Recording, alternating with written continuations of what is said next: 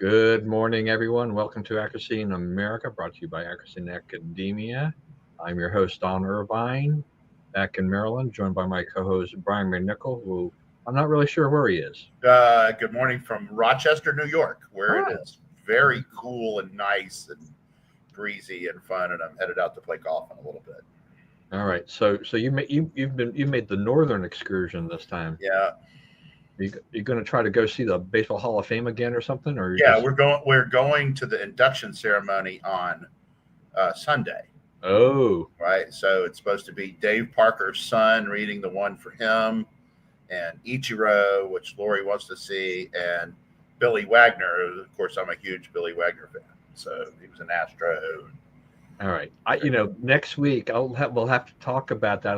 I just need a little report because I've always wanted to kind of do that part, but I've been to Cooperstown on a normal summer day, and it's madness. It's a zoo. It really is. And it's way worse. And I was telling them, like, you got to get there real early or you will not see the people speaking. You may be somewhere Yeah, where you can hear them. But if you want to be in that bowl where you actually see the speakers, you got to get up there really early. yeah. I need some insider information if I ever try to make it back up there again. I mean, one of my goals was to go there with Spencer and all that stuff, but if I could ever see that, I kept saying it's like I can't even imagine how much time it would take to figure out where to park and how early to get there and all this kind of stuff. Yeah, it's I tough. mean, And the other thing is, like, this is a town, the size of Herndon, if yeah, that, right? And there's 400, 500,000 people there. That's it's not yeah, made for that. right, right. I mean, this is another case of where you have a town that is relatively small during the normal course of a year, except during those summer months, and then particularly during this weekend when they have the induction ceremony, it balloons, tremendously. Obviously, too, how much you're going to have all kinds of media are going to be there. It is quite it's quite the thing to see, I think, and all that. And the Hall of Fame itself is a great place to visit. As they continue to add a plaque or two, or three or whatever every year or so. So it just it's definitely. I haven't been to any other Hall of Fames, but I can't imagine anything really. Both you and I love baseball, and Yeah, so I mean, I'm always going to think of this is a real monument and a real shrine to baseball. yeah, it really is. So Yeah. we're watching the Nats AAA while we're waiting. So pretty good. They might be better than that's. No, they're not. They are lower in the standings than the Nats. Yeah, They're in and way worse shape than the Nats. the They're Nats have terrible. got some good ball players, but their bullpen is a horror show, and Yeah, some other things. It just, you know, here we are. What is it? 6 years past the World Series victory. No more. No Soto, and all these other things. Uh, but and but they've on got the some other good. hand, a good young core of people. They do, but they haven't figured out how to get the pitching side of it. I mean, they've got some decent young pitchers, but that bullpen is still pretty shaky, and Yeah, they lots of issues. And I don't know. My Tucson students and like, the thing about bullpen is you don't buy one until you need one, right? yeah, So if you're in the race at 60, 70, 80, 90 games, then you're like, okay, we need to fix the bullpen, right? But if you're 12, 15 games under at that point, then you shouldn't spend money on bullpen. It right. They're doesn't not. They're, matter. they're not. They're So, not good. Yeah, I it's a mean, tough thing they're trying to navigate. yeah, I mean, we're eight. Is it July 30th or 31st, which is the trade deadline? I don't know. Did they do it at 31st at 4 31st is p.m. the trade deadline? Yeah. So Now, Lori raised this the other day, and she's right. She's like, it used to be that the deadline was midnight, right? And so, like Astros, remember they got Justin Verlander at like 11:59:50, like 10 seconds literally to go when he said yes, and they called everybody and made it happen, right? 10 seconds. Now, and there was always the thing of, guys getting called off the field, right? It was some guy trots out to left field, then some other dude trots out to left field to take his place and they shake hands because the guy's been traded, going through the yeah, locker room, the bench, shaking hands in the dugout, and they're gone. They don't live with you anymore. They're yeah, not for you anymore. It's really it was really like a big part of baseball. And now it's 4 p.m, and it'll be commentary fodder on the games that night. But right. You don't get that anymore. You don't get that excitement of watching people pulled off the field and traded. Yeah, it's for whatever that's worth. Yeah, exactly. Whatever that is worth. That's exactly right. Yeah. I should. So, but you think about like having a job where they just come in and say, "Well, Don, you don't work for AIM anymore. You've been traded to, the Cato for a player to be named later in cash." Like, okay, I'm now Cato. I go over there. And Cato is in San Francisco. You got to like uproot the family and do everything differently. Like we talk about this like there's no consequence to it, but the people dealing with it, there is. It's upheaval. All right. Yeah. In my case, AIM DFA'd me. Right. Mm-hmm. Do what? They DFA'd me. Yeah, it'd be hard to trade you from AIM. I was designated for assignment. Who exactly approves that deal? My life is okay in general. It's you kind of have to roll with the punches in life and see what you can do. All right. Well, that makes a whole lot of sense as to why you're going there, though. I mean, Lori being the avid Mariners fan, and Ichiro, what a great player. I mean, just one of the best. So that's it's a rare opportunity where there's an Astro and a Mariner in it. So yeah. So this is our year. Yeah. So that's a win-win. That's right. All right. Well, let's actually get to the topics of the day. This is beginning to sound like my Friday night program with my friend who runs his show, and just like I put together a list of topics, and on that show we're lucky to get to like 2 or 3 of them because he keeps taking us down rabbit holes. And we roll with it, but it's amazing. The third guy on the show is kind of like. It's like, okay, so we spent 50 minutes talking about this stuff. Now we're actually, the last 5 minutes, we're actually going to talk about the news. So anyway, hopefully there's some baseball fans out there as they watch or rewatch the show. So if you don't know about the whole Hall of Fame induction ceremony, definitely, watch this weekend. It'll be a great one. We have some great players there. And unfortunately, Dave Parker did not live long enough to see this happen. But it'll still be great nonetheless.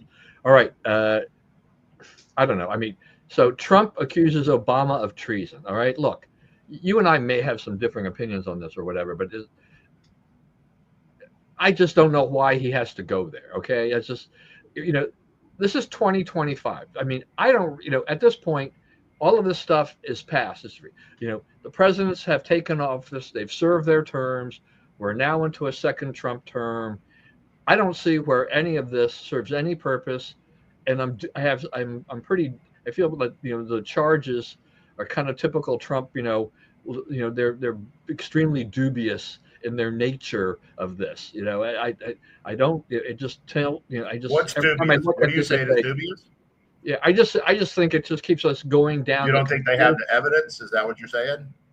I don't think there's enough there. I don't think there's enough there that we have to go back and revisit this whole thing and to accuse a former president of treason. I mean, that's just we have to kind of, there are things in life where we have to move on, and I am more of the person who's like, can we deal with the here and now and not with all of that?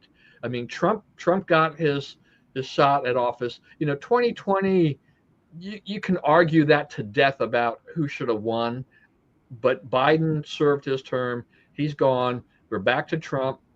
He won. And this, so I'd rather deal with more of the here and now. But when Trump starts to dig up, or in this case, I guess Tulsi Gabbard kind of got the whole thing rolling, dealing with this, is that I don't know what problem this solves. We've got other things that are bigger. People have taken office. They've served their term. You can put this in the history books or whatever if you want to argue it. But for the president of the United States to start accusing the former president of the United States and starting getting into a tiff with him, I just don't see the purpose of this. That's just, I know you're big on Trump. I am less big on Trump. and less big on all I the think it's past the point where it's how big you are on Trump.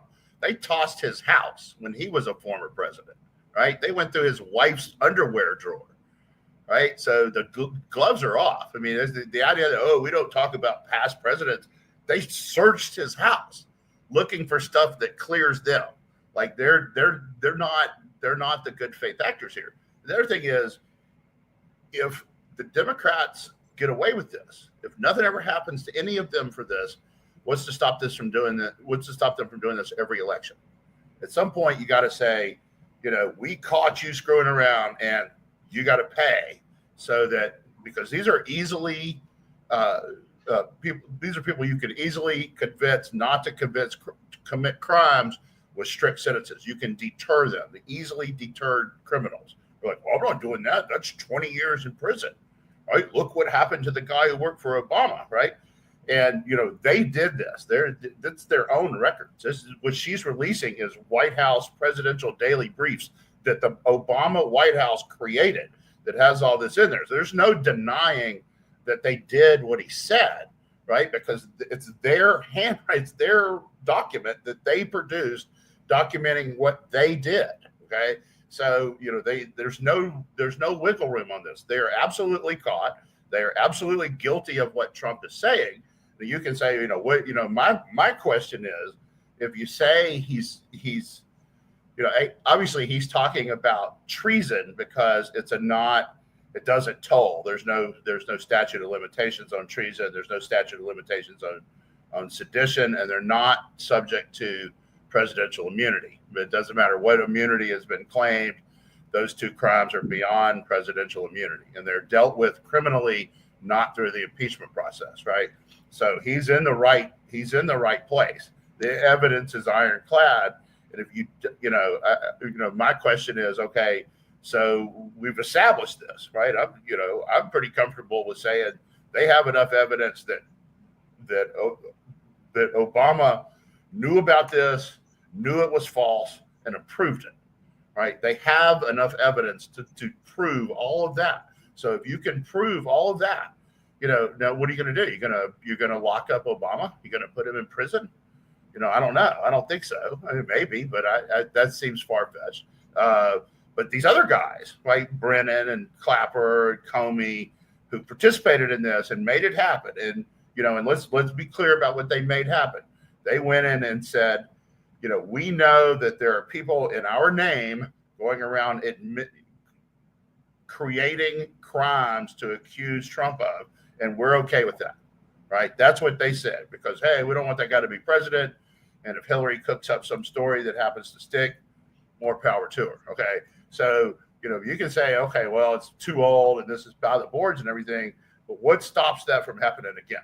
Right. Because you're not giving them there's no, they laugh all the way to the bank, right? We did this, we pulled it off. They found out about it and they still didn't act on it. Right. So I think you would have to assume that they would just keep defrauding us whenever it became necessary ad infinitum, because there's no penalty. Here thing though, look, I have no doubt that there is, every presidential campaign, there's a certain amount of chicanery that goes along around. Yeah, right. But this is not, when they talk about, Russia, hacked the election. Okay. That's the certain amount of chicanery, right? Russia bought $65,000 worth of Facebook ads, right? Some of them were for Trump. Most of them were for Trump. Some of them were for Hillary. Okay. Yes. They meddle. Yeah. They always meddle. Okay. But that's not what's at issue here. What's at issue here, the Democrats are saying the Russians made it where Hillary could not win the election, stole the election on behalf of Trump. Right. And they know that's false. It's proven in all their documents. And you have no, they got no redress, and the evidence. I mean, it's their stuff. It's them writing what they did. So they don't have that. They don't get that consideration. I think I just want to see this go through. I mean, if they think they've really got what they've got, then you go ahead and you take it to the courts and you see what the legality is of any of this. At this point, as a non-lawyer, I'm like, okay, that's a as you said, far-fetched, do you put him in prison, Obama in prison, stuff like that. Um, this is why Trump goes for the high bar, something that, has this big net he can catch people in. I don't know how many people will actually wind up getting caught in the end. I mean, if Brennan and Comey and those guys did stuff that was absolute criminal, and I can't say that they didn't because I don't have a high regard for those guys, as pretty people, then that's fine. Then they should face it. I mean, we saw what happened under the Nixon administration and how many people were sent to prison and everything like that. And if people are guilty to those degrees, yeah, send them to prison. Make them pay for their crimes. I don't have a problem with that. The treason and trying to, if he really wants to send Obama to prison, I don't know. I don't know that it happens at this point. You can get those convictions and whatnot and clear some of those things up. That I'm fine with. But presidents, the things happen, and I don't know. I mean, sometimes things happen where they kind of nod their head, or whatever. But we know that there's a lot that happens in administrations that happen with the underlings that are controlling a lot of what goes on. And so if they want to have an investigation in terms of how much of this goes on and transparency, I think that's what America would want to see. And that's fine. And if there's nothing there, then Trump should drop it. If there is something there and they want to go to prosecute, that's fine. But they should lay that out and make sure that if they want to be transparent, they need to be fully transparent. What they say is they're laying it out and they're making criminal referrals to the attorney general, and she's dragging her feet. So I mean, we'll see. I mean, how. But my feeling is I'm not for big blame the attorney general for stuff, because she's clearly doing what Trump tells her to do. Right. She's not jumping into something. It's because he told her not to jump into it. Right. Yeah. No. She's fully cooperative with the president. Yeah. And his thing is timing. Right. It'll be at the time when it hurts you worse. Yeah. Well, he's good. Trump is really good at if he wants to change the news cycle, just go out there and do something. Right. A true social post, an accusation. You don't even have to have all the evidence. And look, the world is made up of things where you can go ahead and accuse another person of just about anything. It doesn't even have to be very truthful at the beginning. And it goes. If it's high-level officials, it tends to go viral, and then everybody tries to see, is there any truth to that? So in the meantime, there's the media playing on that, and there's a bunch of other stuff going on that maybe Trump wants to distract him from something else, to this. Trump is juggling so many balls in the air. It goes back to what we've talked about time and time again on the show, which is just that he's a constant distraction machine. He throws so much out at you. The opposition, the Democrats, the liberals, the media really don't know where to concentrate. They can't really fully bore in on one thing because there's something else he throws out there, and then they have to think, do I stay with this or do I go with that? And then maybe they're bored in on one thing now. Jeffrey Epstein.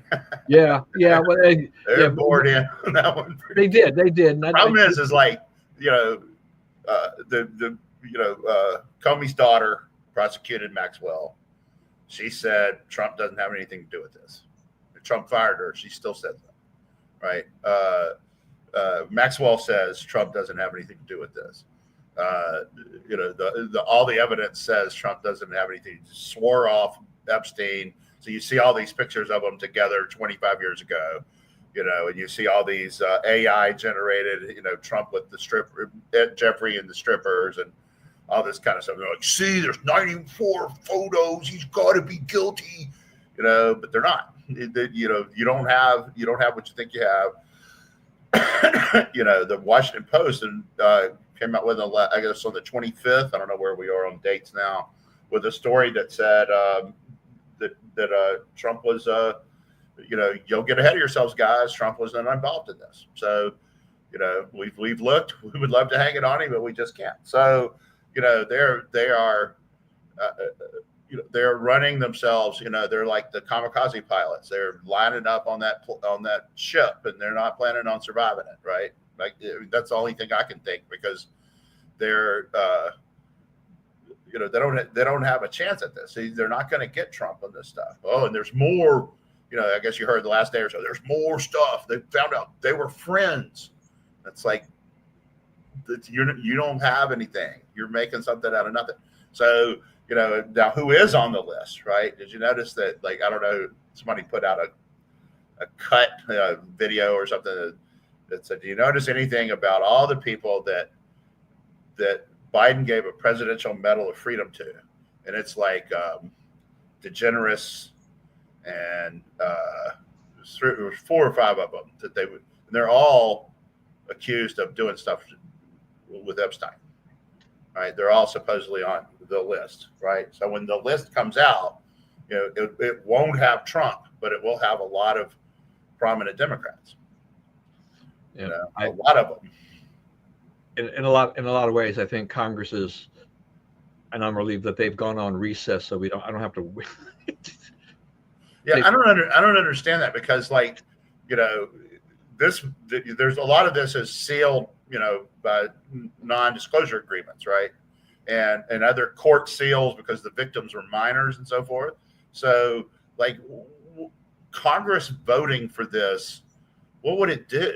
Like this is between the executive branch and the judicial branch, but Congress has no power to meddle around in criminal matters like this. Like where would Congress authority come from if they voted to open all the files? What difference would it make? Yeah, I mean, I don't know. I mean, it looked like with Congress, it just was coming down to where, it was just, where do you stand on this? Right. We will make this a campaign issue if you align. It's a sense of the House vote is the best I can make sure. Yeah, make sense of it.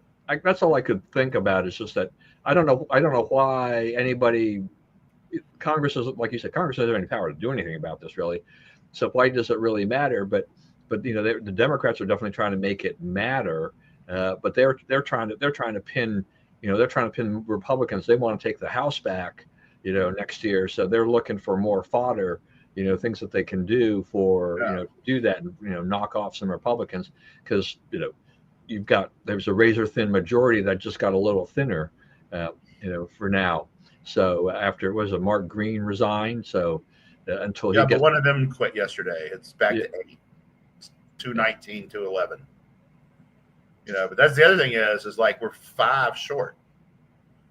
Not just 1 or 2, but 5, right? One of them is my congressman. There's no one representing the 11th district of Virginia.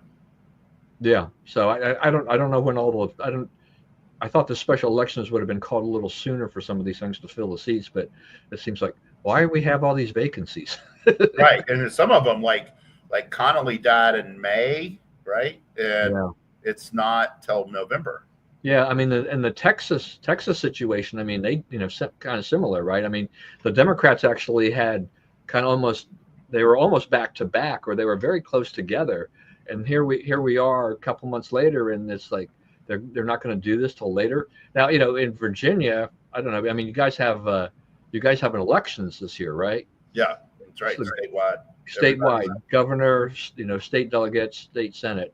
Yep. So maybe that was part of the calculus, is that they're going to the polls. We'll throw that in. Throw that one on there too. Yeah, I mean, look, in the end, elections are costly for the state to run them too. Right.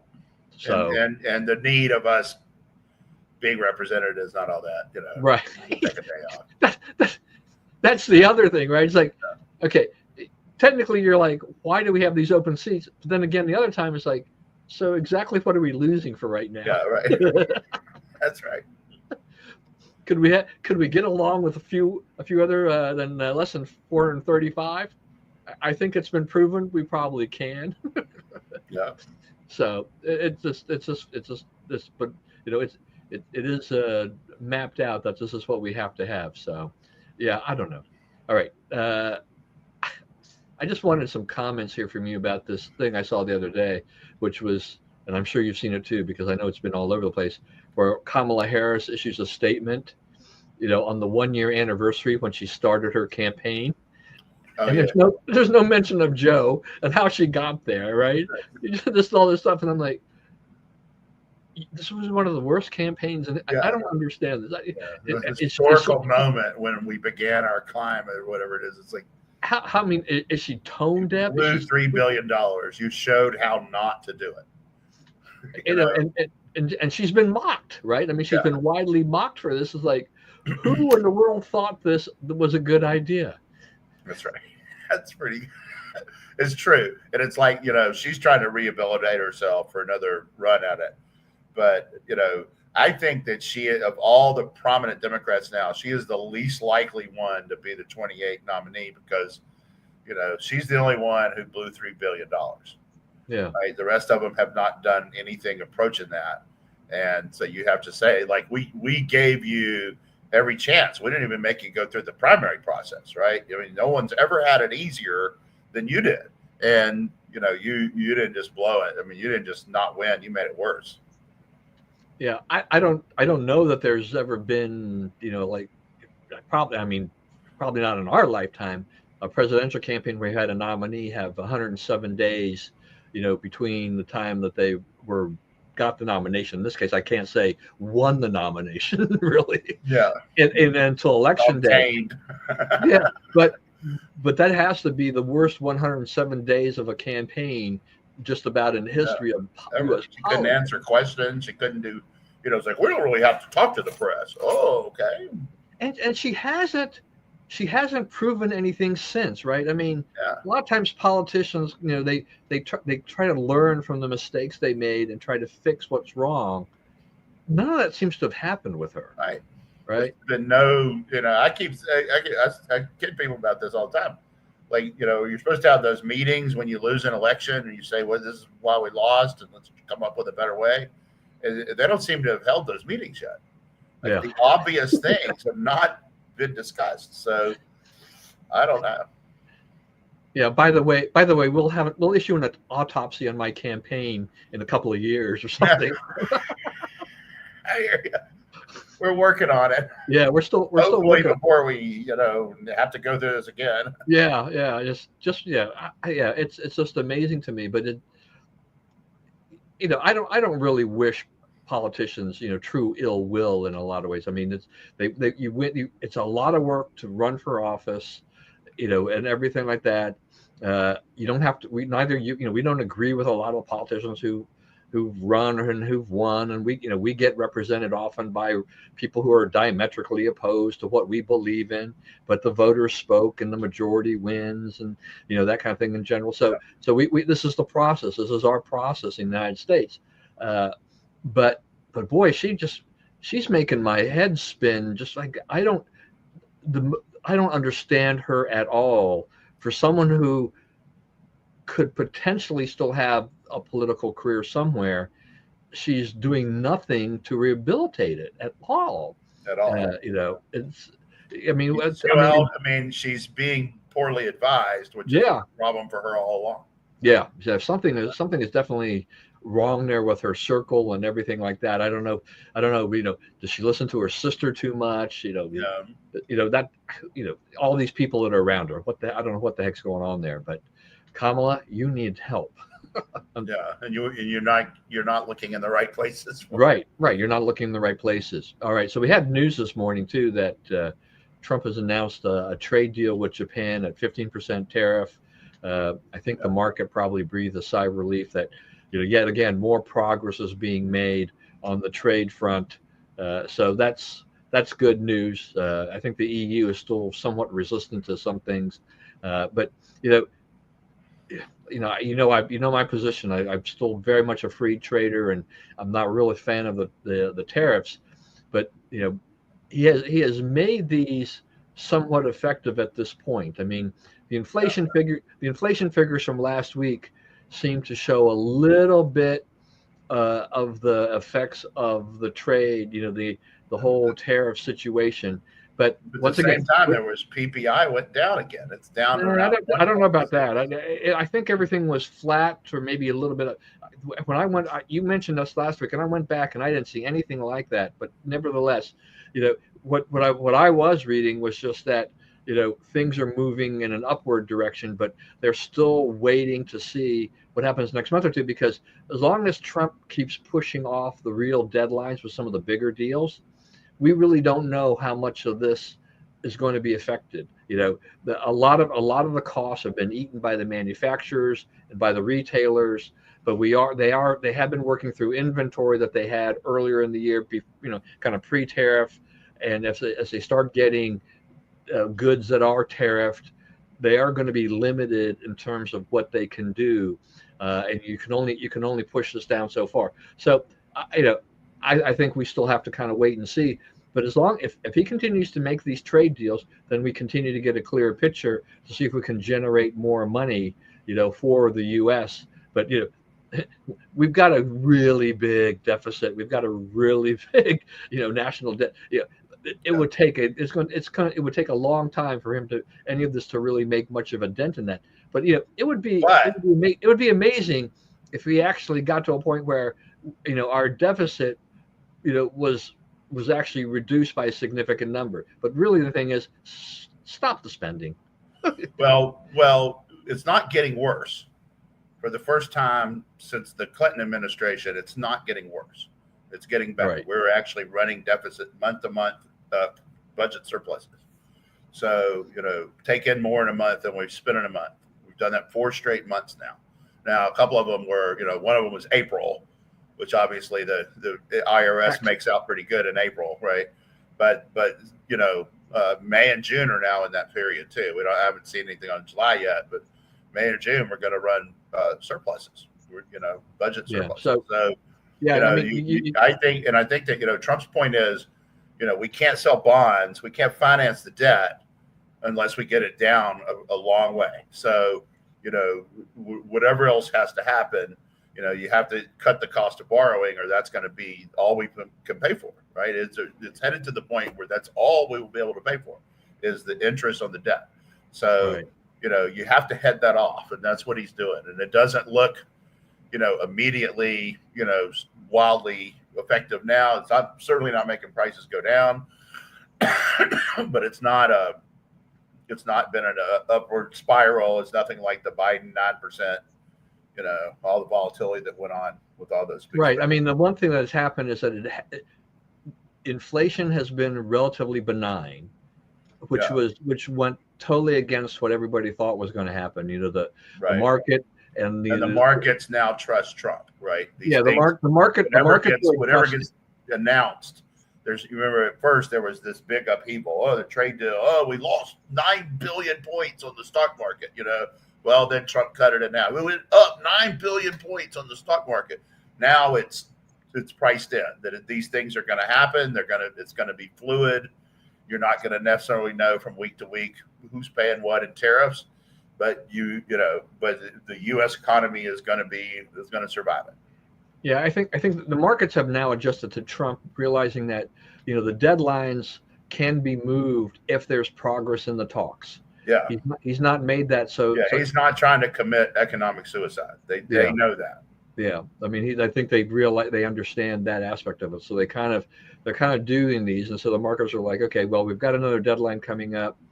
Where are we there? What is the administration saying about that? And what will they extend them to?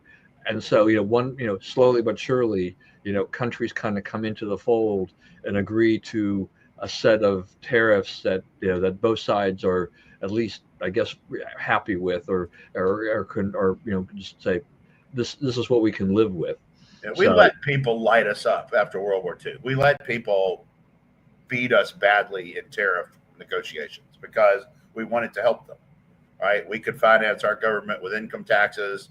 They could not. They were flat on their back. So we let a lot of people take advantage of us to help them get back on their feet. We basically bought prosperity for 25 years in Europe. We paid for it. And so now Trump is saying, Europe's okay now. Europe's making, Europe's problems are now largely decisions of its own making with regard to, trade, protectionism, immigration, so forth, right? So Europe, you deal with your Europe specific problems, and we're gonna straighten our books out too. So Yeah, I mean, there's nothing wrong with us trying to, kind of even everything out a little bit, right, because we have let the, we paid and allowed the other countries to tariff our goods really without any protest, and yeah, yet, and then while we weren't putting tariffs on theirs, or putting smaller tariffs on their goods coming in, so the playing field was not very level. Uh, right, but so the closer they can be to being level, and sometimes there's little things that go on in that. It's like, I don't know that, you know if Japan had a 30% tariff on our goods, that we had to immediately have a 30% tariff on theirs. Maybe there's a little wiggle room in there depending upon what goods we're talking about. I mean, I think you have to. I don't know that you can't really do a whole broad brush with things. So there's so many different valuations of so many products. Big ticket items, low ticket items. You have appliances and autos versus you know yeah. a phone, or maybe one of these things. Where are your inputs? Yeah, yeah. I What mean, constitutes an input? I mean, It's a lot of stuff that has to be hashed out. yeah. I mean, does an item of clothing, things that we wear, should that be tariffed at the same level as an auto? That Right, type of thing. So I think those are all that takes a lot of work. That's all I can right. say. That's a good example. Is like we've been over backwards to let the Japanese auto industry, come into America. Establish a very big presence in America, right? And they won't allow us to sell GMs or Fords in Japan. So, Right. I mean, that's the kind of thing that's getting straightened up here. We thought it was fine, and it was fine for a long time, but it's not fine anymore. It has to be cleaned up. Yeah. No, I mean, there are just these imbalances that go around. It's like I I have no problem though allowing when we allowed the Japanese to come in here, because that's all I've owned now for decades. No, me too. Yeah, I hear you. I mean, I got a German car now, and I'm going back to Japanese next time. Yeah, just as an aside on the German cars, it's interesting because when I was younger, I was led to believe that the Mercedes and the BMWs and things like that were like great cars, right? But then I've heard, since then throughout my life, about sometimes they require some expensive repairs. Yeah, no one wants to work on them. It's very hard to repair them. Everything is cased in metal that you have to take off to even look at what you're looking at. Yeah, And yeah, premium gas, you can't use regular gas. yeah. It's a lot of little things. The oil changes are $170, right? I mean, it's a different world. Yeah. So yeah, no, when we always buy. I don't know about you. I mean, we always buy our cars. Well, we get ours used, but we get them from an auto broker because we've got a couple of them here very close by to us. We were introduced to that, and we're like, oh, this is a process where we're now just kind of looking at Lexus type cars. We've had a wonderful experience with them. We get them at a pretty good deal, and it's a no haggle situation. The broker's already bought the car at auction. They check it out, they prep it for sale, and they say, "This is the price." You want one, bring us much money. Yeah, it's like, you want to pay this price, fine. You don't want to pay this price, I'm going to sell it to the next guy. And they move cars unbelievably. And just the inventory. I mean, their inventory turn is fast. I mean, it would make probably makes the regular auto dealers just salivate at the fact that these guys can turn the cars over and sell them so fast. But they just have a model that says, we'll buy a car at auction for 30,000 or whatever. We'll resell it at 35, and that's it. We'll take a 15% markup or whatever and move on, and that's it. You're out the door, and we have no more responsibility. You go and if it's still under warranty, you deal with the dealer or whatever. Boom, you're done. But our cars have required almost no maintenance compared to the American cars we owned. It's just that's right. I'm sorry to the Fords and the GMs, but when I look at my lifetime of owning Fords and GMs compared to owning Japanese cars, night and day. Night and day. It's like, I gave them chances. You gave them chances. You know, and And I'm too old. I'm old anyway, but I am not going back. You know, right. And I don't want to, you know, the other thing at my age, I don't want to be standing on the side of the road, you know, 2 o'clock in the morning waiting on somebody to come help me out. You know, yeah, I want my car to yeah, get me home every day. exactly, exactly. All right. From after that aside, all right. Another thing, I don't think we talked about this before, right? The Stephen Colbert getting canceled. Yeah. Yeah. I think the funniest part of that is like I don't watch any of those shows, so I Right. really don't care. It's past But my bedtime. yeah, I hear you. And if I'm up that late watching TV, it's some ball game I'm interested in, right? It's not this guy. But you know, it's the same thing as the other thing that happened this week, which was NPR and PBS being defunded, right? He was told like you're losing audience, you know, and the guys come back and say, oh, he's the #1 talk show, which is true, but he's losing audience, and the show is already losing money. And the reason he's losing audience is because he's too political. Like he has by far the most political guests, right? And when you tune in late night TV, it's like a guy to snark with the Democrat congressman of the day, right? And it's like, as a Republican, I would have no interest in that.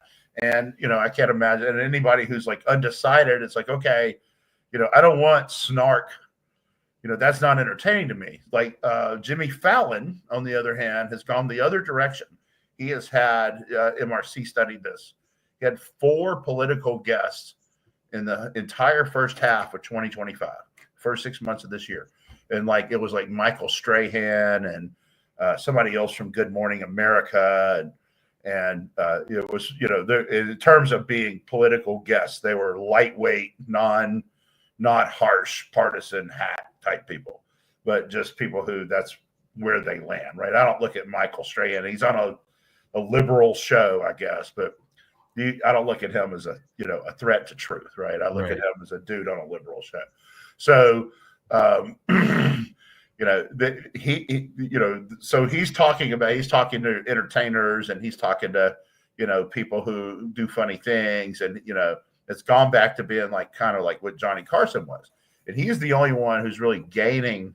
He's moved up from 5th to 3rd, right? He's the only one that has any momentum. And it's because he has gotten off politics. He has moved politics down his priority list. And I think, by 10 or 11 o'clock at night, when people sit down to watch these shows, they've had enough politics, right? They've had enough fighting. They've had enough, scourging the other side. And they just want to watch something and make them laugh and be entertained lightly before they go to sleep.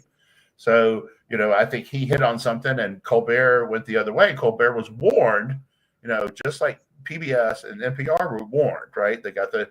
Last year, they got the guy, Uri Berliner, wrote the essay.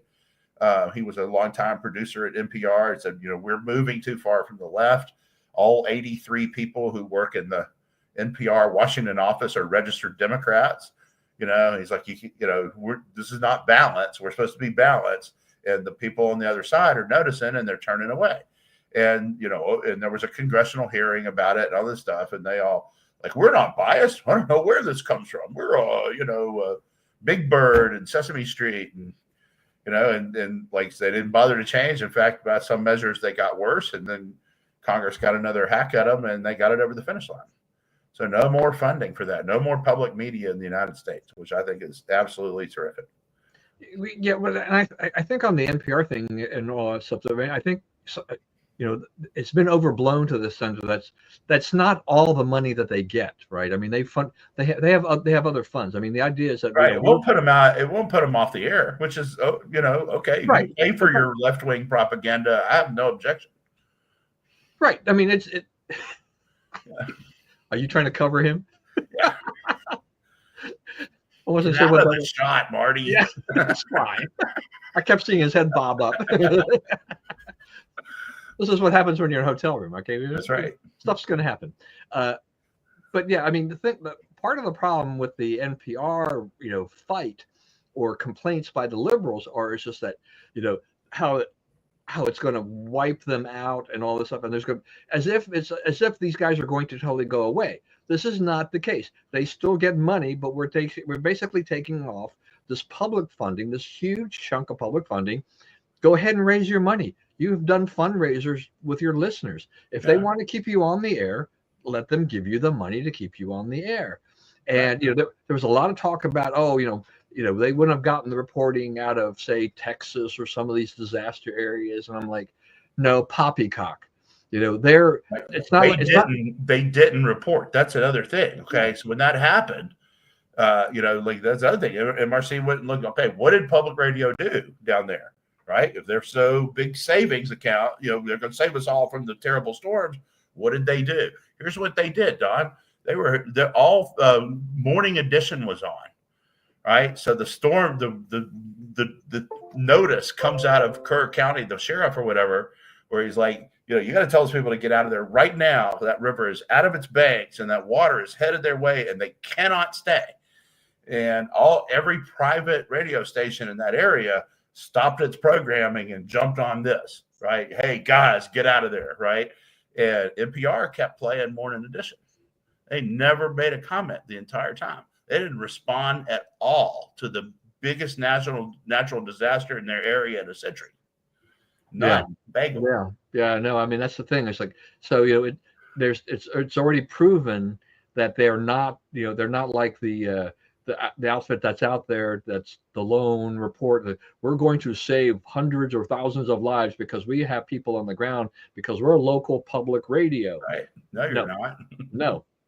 No, you've got a political agenda and you're going to cover what you're going to cover. And this is a story that, you totally blew. I mean, I saw reports about this and I thought this was just, don't try to roll that into some plea of like, oh, poor National Public Radio and everything, poor PBS. Yeah, like CBS. So CBS, the CBS tried to jump in and help them, and they did a bunch of reporting and how terrible it would be. And one of the things they did, they sent a reporter to Shreveport. The school I went to, LSUS, with our 59-0 national championship baseball team. Want to get that in there one more time? They have a public radio station. And it's called Red River Radio or whatever. And the local guys that are on it are on, I think, 2 hours a day, right? There's 2 local guys and they each have an hour or whatever. Or they give the news and whatnot. Okay. So they go there and they're like, these guys could be out of work. This could go away. This all could go away. And Shreveport would be a media desert. They wouldn't have any information. Shreveport has 4 network TV stations and at least 10 radio stations. Right there, it's 200,000 people. It's not a media blackout, right? And Bossier has another 100,000 or so. You're talking about a $400,000 person media market with 3 newspapers. They're all digital or whatever. 4 TV stations and 10 radio stations, right? I'm sorry, but they will not miss NPR. News will get out in Shreveport, regardless of what happens to NPR. It's like, please tell me who's going to miss NPR except for like liberals, right? Right, that's right. They can pay for their own propaganda. Yeah. Why are you and I paying for that? So let me ask you this. So the thing I want to tell them is, so Trump is in charge now. So if Trump cleaned house at NPR and put in John Nolte running it, Tucker Carlson, and whoever, right? All the people who've been fired from conservative media. Here's your new job. Go fix this place up, right? So what would y'all say? Y'all would say defund that because you're giving the other side's political ideas, right, and not ours. Okay, that's what's going on now. Yeah, no, I mean that's a pretty good point. I mean, it just I mean. If the on-air personalities and top brass were replaced by conservatives and funded by taxpayers, the liberals will be on this in a hot minute. Yeah. They'd be if they get control of Congress and the Senate, they do the same thing. If they get the White House, they'd be like they would make that go through. That would happen. That would happen on day one almost. That's right. So with all that, that's a good point. All right, we're getting around the corner here. I did want to ask you about this Hunter Biden has kind of resurfaced. I don't know. I mean, what is the deal with this guy? My favorite part of this is where he explained that, crack cocaine, that's actually the decent human way to doing cocaine, because you get out the impurities. The cooking process takes away the impurities. Like if you're going to be a man and do good cocaine, then you need to smoke the crack, not just sniff it. That's supposed to be safer. Because of the impurities. Oh my God. So I don't know what he's doing, right? Because there's no, don't rehabilitate your image. I guess they're all mad at, Kamala for taking shots at Joe without, when she was her own worst enemy, and Joe could have won, and this and that and the other. Joe couldn't have won. That's why he got out, right? He would not. That would not have happened if he and others had not concluded that he could not win. So the whole thing's kind of a farce. Well, I mean, I think one of the statements he made, this is all kind of a paraphrase, and this is the aging process. We saw him at 80, we saw him at 81, we saw him at 82. It's like, and to basically say that he wasn't declining, it's like that's a bald-faced lie. Yeah, I mean, everybody in America could see this. It's like, I understand that you want to defend your father. Okay, there's nothing wrong with that at all. But let's, you need to be truthful in the fact that, yeah, look, Dad was having a few problems, okay, and all this, and then he takes a shot at Clooney, blaming Clooney, actor George Clooney, for helping to bring an end to, to Joe Biden's campaign. But that campaign was in trouble anyway, right? I mean, right. It ended when Trump said, I don't know what he's talking about, and I don't think he does either. Yeah. That was the end of Biden's hope of being president. Because there was one time everybody in America had to look at their TV and go, Trump is right. Yeah, look, Joe Biden ended Joe Biden's campaign. Yeah. That debate, what was it, June 27th? That was an utter disaster. Yeah. And and as even if Democrats, and people who supported Biden said, it's time to step aside, move aside, and all this stuff, helped fuel, the fire to get him to step aside and turn it over to Kamala. The fact he had no path at that point after that debate. Yeah, I remember, so I may have said this on here before, but MK and I were riding up to Pennsylvania for a basketball tournament that night, and we listened to that debate on the radio. So we did not see it at all. And I'm telling her, we're just trying to sort out what we're listening to. And I'm like, most of the time on these debates, as soon as it ends, the media comes on and says, well, the Democrat won. Obviously, he just completely smoked the other guy, right? But I don't think they're going to be able to do that this time. I'd be surprised to see if they try to cover this up. And sure enough, as soon as it ended, the first voice you heard was Abby Phillips saying, I don't think anybody can say that went well for Joe Biden, right? I mean, they immediately just said chips into the pot because that one won't work. So, and then they came up with something even worse. I disagree. So I disagree with Hunter's premise that Joe could have won if it had stayed on the ticket. I don't think that's realistic. Yeah, no, I don't think. I can't find. I don't know who would actually agree with that except the Biden family or something. Right. And the other side of this is, while they were trying to sort out who was going to be in charge, and while they were going through all this confusion about Joe and is he mentally up to it and all this kind of stuff, the Trump campaign was quietly turning the whole country redder, right? And it's not all red now, but you remember, it's all but something like 25 counties in the whole country moved to the right in this election from what they did in 2020. So, I mean, that's almost the entire country moved in Trump's direction. So, they'd have had, you can say they ran bad campaigns, and they did, but it would have taken an extraordinarily good campaign for either one of them to win. They just didn't have a strong candidate, and the Republicans had not only a strong candidate, but maybe the strongest campaign operation ever.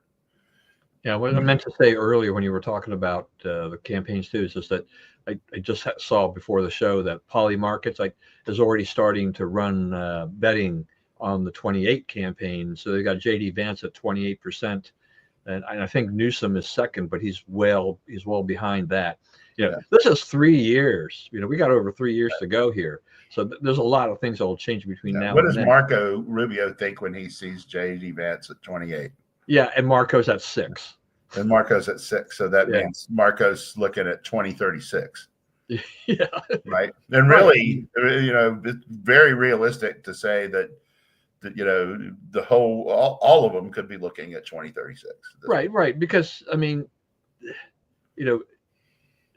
JD Vance obviously has an inside track. You're the vice president of the United States. This is basically your next yours to role. lose. Yeah. Right. And so now, this is the expectation. So other Republicans, unless there's something very odd happening, other Republicans really probably will mostly clear the lane there for JD Vance. Except maybe Rubio. Yeah, except maybe Rubio. I mean, I'm sure that there's still some that'll look at this and they'll test the waters. Right. And then they won't, after a while they'll realize that they don't have much of a chance, and then they'll drop out. And whoever Trump anoints, no one else will be able to raise them. Yeah, I mean, look, Trump comes out and he publicly says, I am supporting JD Vance. It's over. Yeah, that's right. That'll be pretty much it. I mean, though that'll also depend upon how things are going over the next few years. Make sure that the Trump administration continues to have kind of this little role that they're on, that they keep doing these kinds of things, because then that encourages people, or at least reinforces that the MAGA agenda is something that JD can not only handle but needs to continue, rather than a change of direction. Another thing that's going on, a quiet little story that goes with that, is voter registration is moving to the Republicans in every state. There was a little period, there were some special elections in Pennsylvania where because of the special elections, people signed up to vote, and it briefly became more Democrat than Republican, but it's returned with a fury, being more Republican than Democrat. So, everywhere, the infrastructure that the Trump campaign set up is still doing its thing and signing up voters all over the country. All right. So we'll just address a couple other topics really, really quickly as we round out the show here. The WNBA, their whole All-Star weekend thing and all this stuff, the warm-up shirts, pay us what you owe us, got a lot of attention. What did you agree to work for, sweetheart? What did you say when you signed that contract and it said you will be paid this amount? Did you get paid that amount? Because if you did, we don't owe you nothing else. Yeah. Why did you agree to pay for it if you didn't think it was a fair price? I saw somebody post something that says they ought to be sent an invoice because their teams are losing money. Yeah. I mean, the thing about this is, like, that is a historically poorly run sports league. I think the one thing the NBA needs to do at the end of the season, not during it, is say to the league, if you don't change the management, we're not going to keep keeping you afloat, because it's not going to work. It's not going to catch up. There's a market there for women's basketball that was not there before. They have in a sense created that market.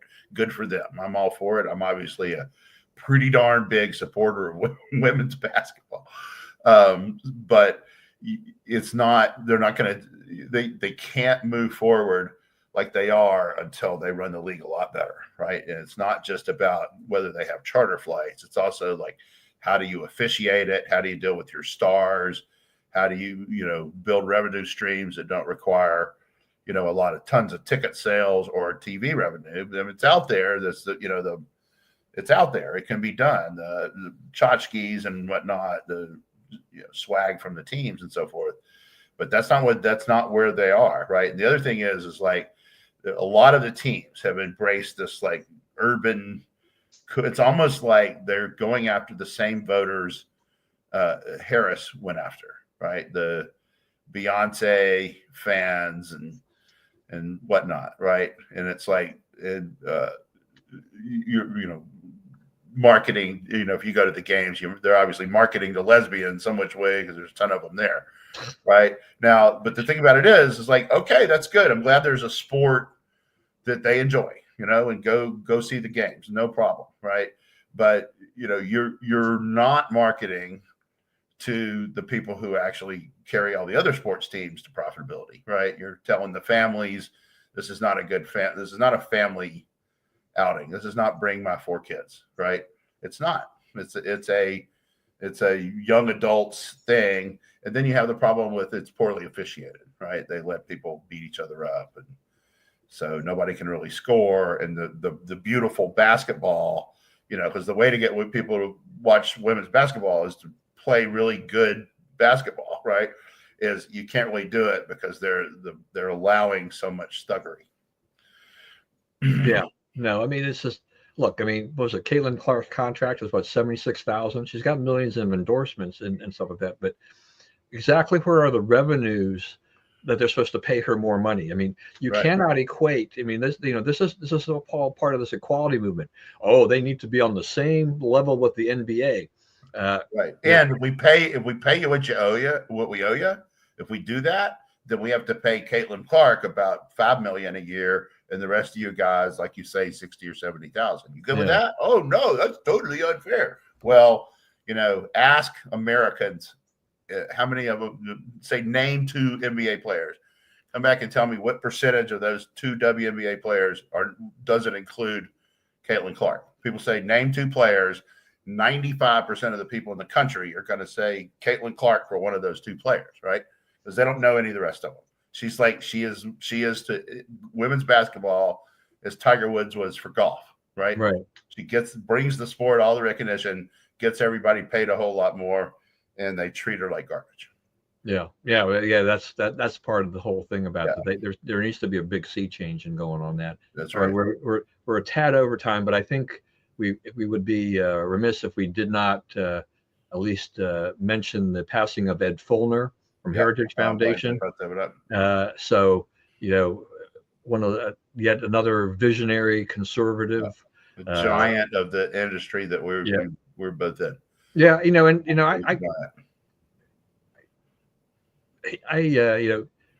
my feelings about him sometimes was like, I mean, he got paid very well for what he did, but I mean, he really built Heritage into a behemoth of an organization. He sure did. Which is amazing, and with a lot of influence and everything like that.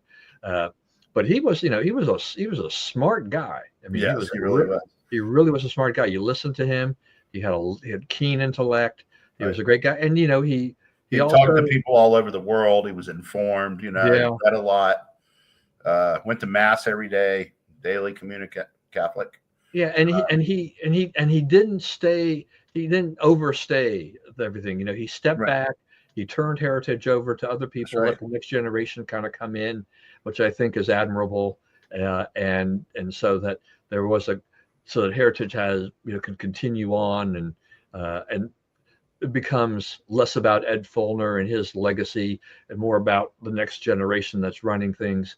So, as time goes along, I think it becomes, the old people, we will always remember Ed Feulner because it's Ed Feulner, it's Paul Weyrich, it's Phil Schlafly, probably my father, Morton Blackwell, these types of people that have been, part and put our industry on the map. And without one of the big ones of that. Yeah, without them, they paved the way for the leaders that we have today, the conservative leaders we have today. So Ed's probably one of the last of them. I'm trying to think. Reed Larson's gone as well. So it's from National Art to Work. So we had a lot of really great people running organizations that aren't with us anymore. Yeah. And I don't know. Are there any other of those kind of leaders that you can think of that are? No, well, my guys are, the Bozels have been at this as long as anybody now. Yeah. They are now the old guys. Yeah. I'm sure I'll get a call from David here in a minute. I am old. You're old guy. All right. But, I didn't want to say this. So when I was at Heritage, I was the coach of the softball team, and we were really good. But the big thing about softball is, it's not just you need to win the games. It's the memos that go out before and after the games, the preview and the post memo. And Ed liked winning. And before I took over, we had been very bad for a long time.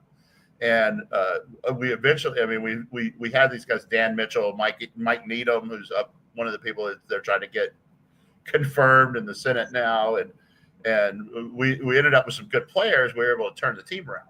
And Derek Hunter was on those teams. Yeah. Derek, So I mean, there's a lot of people who are now well-known folks in Washington that were playing those games, and Feulner would come and he would sit behind the dugout and smoke a big cigar. You could smell the cigar smoke coming across and everything, and he was always always referred to him in those memos as El Presidente Feulner. And I'm like, we were joined. We had El Presidente Feulner providing the cigar smoke that powered us to victory and all that kind of stuff. And he loved it, right? And he was at our deal when they had a marriage party for a wedding. We were going off to get married.